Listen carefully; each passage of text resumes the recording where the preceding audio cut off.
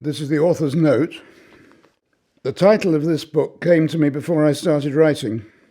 Fort Jameson, now Chipata, is a small town in the east of what is now Zambia.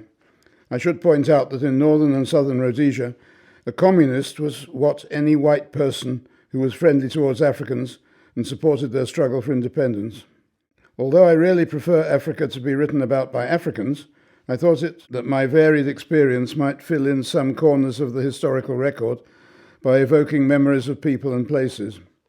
I've also included in the annex the stories of some individual African friends. The book starts with my time as a young teacher and headmaster in colonial Northern Rhodesia as it was turning into independent Zambia. It includes accounts of several journeys in Africa and my later work with non-government agencies in Burundi and in the Congo. Some of the travels are not in chronological order, and there are some countries I have visited often, such as Kenya and Uganda, that are mentioned frequently but don't have a chapter devoted to them. As I started to write the project, it morphed into more of an autobiography. It therefore also contains a little about my early years and something about India and Palestine. I've also tried to sketch the history of the International Voluntary Service or work camp movement and my part in it. This includes the promotion of African youth volunteer organizations, which is something I'm still passionate about.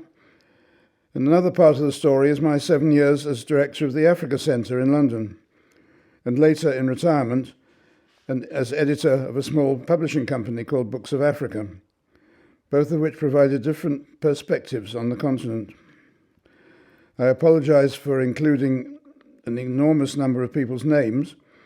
As a historical record, I thought that Zambian students, for example, were as worthy as recording as some of the best-known people I've met who are referred to in the text. Have a look at the index, and if your name is not included, dear reader, please accept my apologies. My life has been unusual and quite a lot of fun, so this book is hard to classify. It's a mixed bag, and people may like to dip into it according to their different interests.